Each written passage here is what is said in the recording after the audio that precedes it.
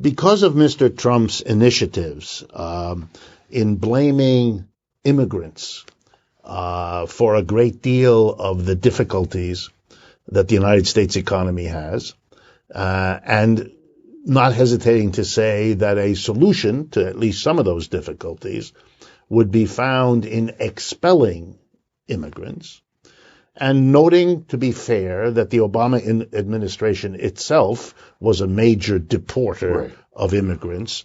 I have been struck by the effort of those who support this, not only to suggest that our economic problems have something uniquely to do with immigration, but to see in deporting large numbers of people a solution.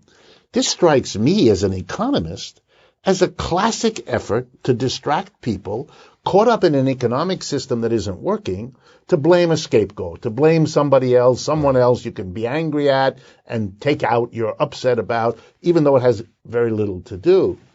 And then I noticed that the biggest rationale for doing this is not the economic argument, because in fact it's a difficult argument to make. Right. So it has become the crime argument that somehow, and you could notice in Mr. Trump's campaign and so forth, this notion that immigrants are criminals or disproportionately criminal or impose on us as native citizens a criminal element we wouldn't otherwise have.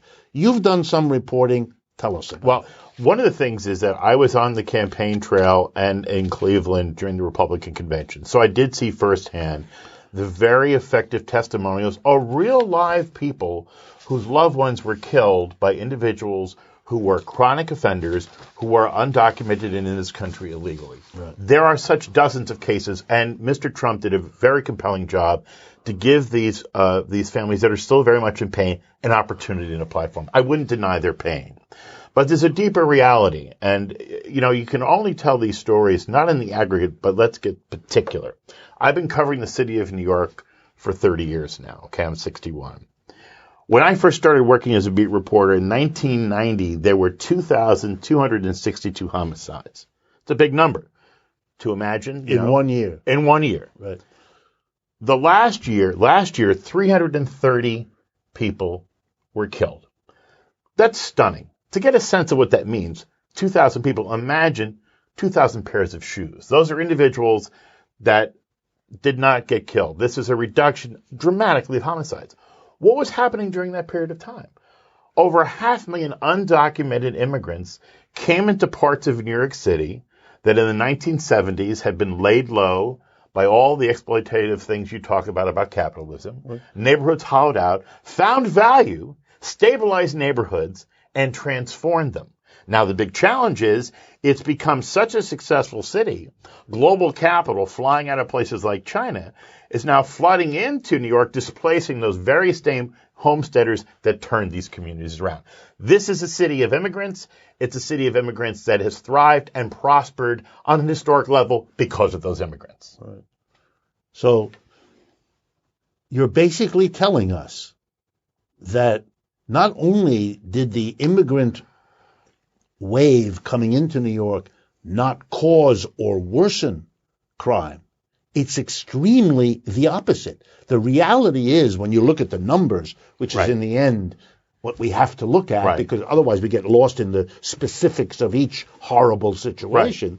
But when you look at the numbers, immigration, and you've given the clue to it, is a way to reduce the problem of crime, because the immigrants have no money, go into the neighborhoods that are the worst, quote, neighborhoods, and bring life and people and community into places that had none of those things. And family. And family into it. And religious values. Yes. Irrespective. And I may setting not be, up their storefront churches. So, and what's happened as a consequence also, we've seen it peace is breaking out all over. It's a good news story.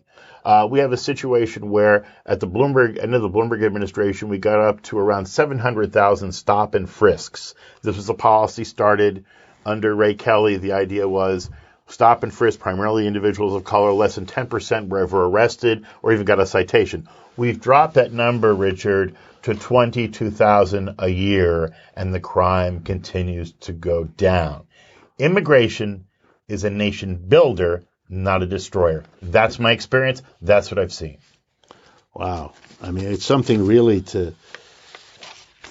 it's hard for me to digest. The stop and frisk, just to remind everyone, was a major political issue. It's part of what Mayor de Blasio used to become the mayor of New York, his opposition to it, a program deeply resented by the African American and Hispanic communities here in New York. Also terribly expensive.